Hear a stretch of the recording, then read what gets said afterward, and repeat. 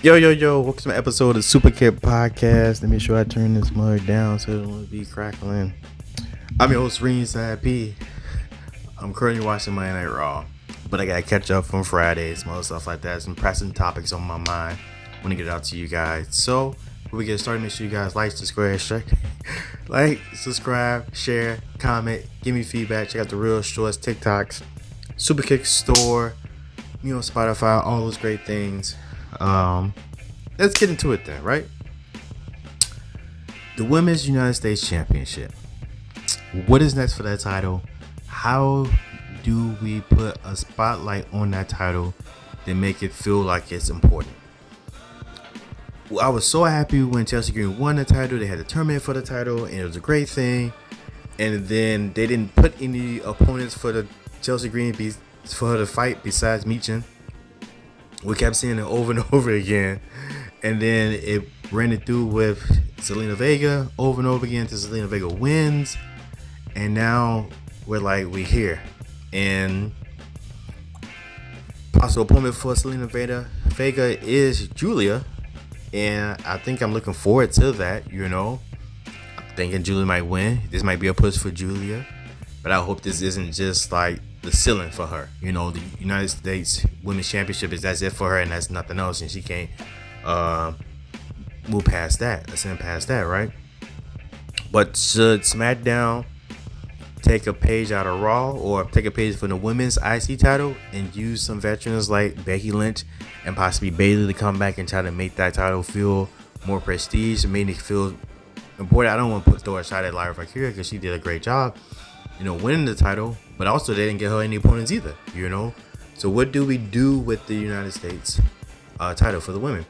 Do we got this theme bubbling between Charlotte Flair and Alexa Bliss?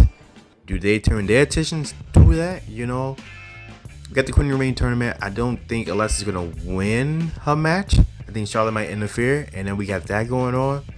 So would you guys like to see vets hop into the mid-card title and try to make it mean something? Is that what's needed?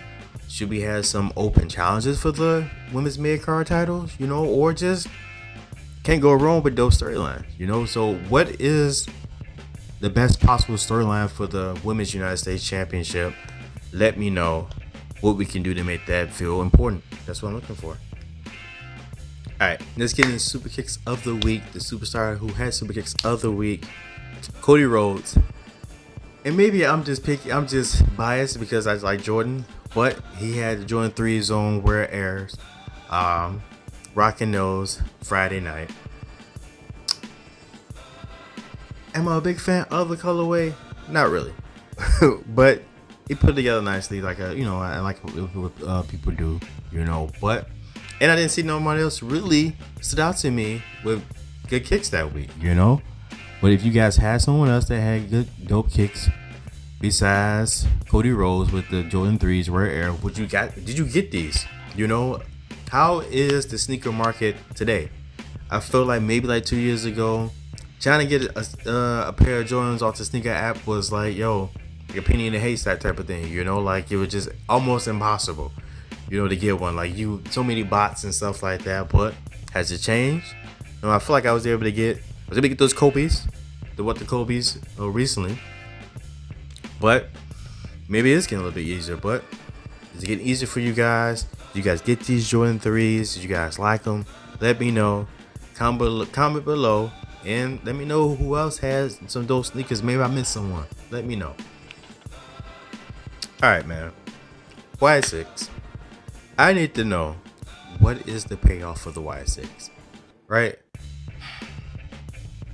They had a feud with American Made. They won. Lost a feud with Final Testament.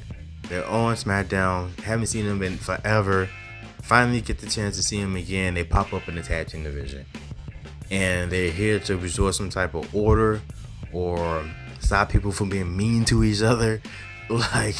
Is that what the Y6 has been reduced down to? Maybe I wanted more for them. You're right.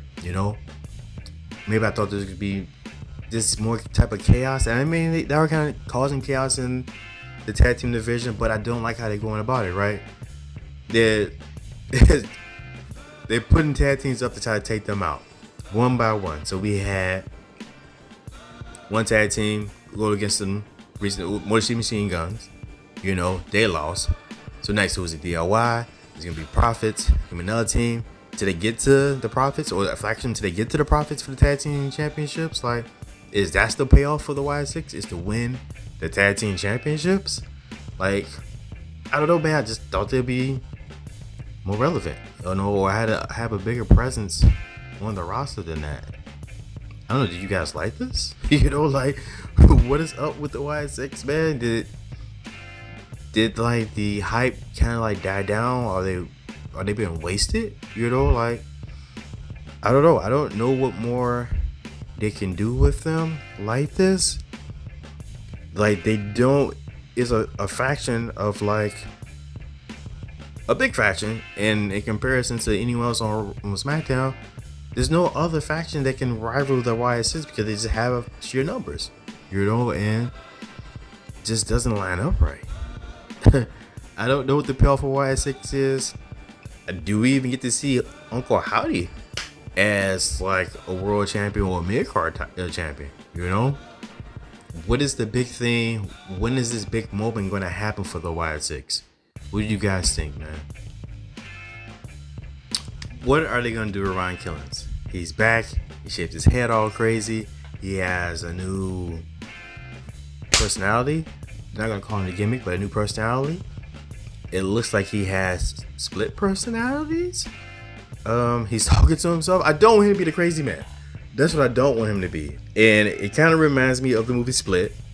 And multiple personalities living inside of one person. Keep saying how he's driving now. And he's protecting Truth. And maybe Truth was the fun side that people took for granted and was bullied. And this is the side, and Ryan Killens is the side that is going to be more aggressive. Like, I don't know if I like the split personality part. I think I would allow him just come back and just be like, you know what? Enough is enough, and it's time for a change. The old Owen Hart type of thing, the Black Heart. And we're just straight serious. We don't need him talking to himself, But I don't know if that makes him a heel or a face, because he is really aggressive. He has a lot of anger, so I don't think that would make him a face, But we could get rid of this whole thing of heel and faces, and he could just really just be out to just get the respect that he feels like he deserves. To put some respect on his name, and for him to do that would need him to go run rampant on the roster, getting payback on people who took advantage of him or disrespecting him in a way, I don't know. How do you guys like the possibility of the split personality? Like, I know you guys see him talking to himself kind of. Maybe it's not his personality. Maybe he's just talking to himself because he's just like trying to calm himself down because he's so hyped up about the whole Cena thing. So frustrated about that. We got another match between the two of them, but where does this go? Does it end? Does it keep going? Should he eventually get a world title shot? And does that go back to my thing I was saying? What determines a title shot? I don't know, but I'm here to see what Ron Killens is going to do. I hope they do something great with him now that he's back. It's a good change up, so I'm happy to see the change up. I had kind of called for him to go heel a long time ago, before maybe around WrestleMania. I thought he was going to turn on the Miz. So if he is heel now, I'm kind of happy about that, but we don't know yet. I'm waiting to see how it pans out, but until then, man, I'm here for Ron Killens, man. What do you guys think?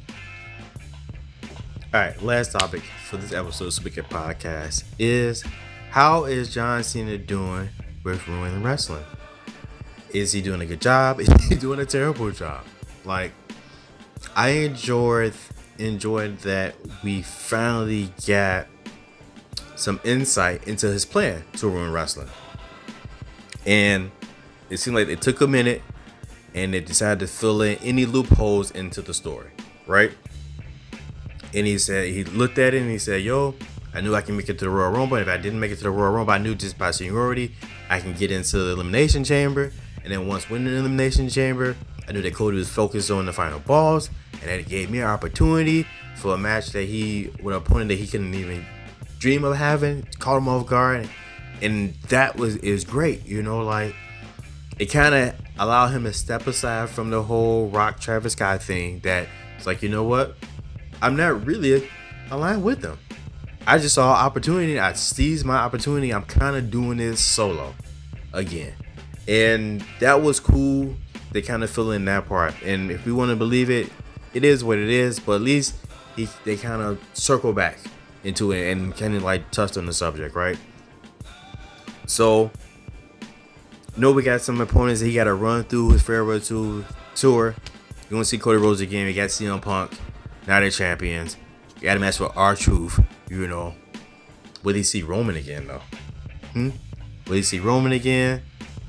Yeah, we saw him with Orton, but I feel like they got to run it back again. But he's only saying people get one and done, and that's it. And with each match ending in a similar fashion as the match beforehand, you know, where he hits the person with the belt 1, 2, 3. Is that his idea of ruining wrestling? Is the idea of him taking the championship and retiring, is that ruining wrestling? He even allowed to fill in the part with Seth Rollins, like play into Seth Rollins' ego. Like, yo, you don't want to cash in on me because you want me to retire with the title, so now you can just be one champion, it can just be you. And that made perfect sense. Like, Seth Rollins wants all the power, all the focus. He can have that just by being the one single champion in WWE. I don't know, man. I think I gotta see how things go forward Friday and Night of Champions. But I like that he was able to just kind of lay out the story and go back around and fill in the gaps. What do you guys think? Is John Cena doing a good job of ruining wrestling? Don't just say, yeah, he's ruining wrestling because the matches are terrible, you know, but let's really like do some science and break it down, man. Let me know what you guys think. And this is it. This is the end of this episode of Superkick Podcast, man. Thank you guys for checking it out. I'm gonna finish watching Monday Night Raw so I can get to it with that there. But until next time, man, adios, peace.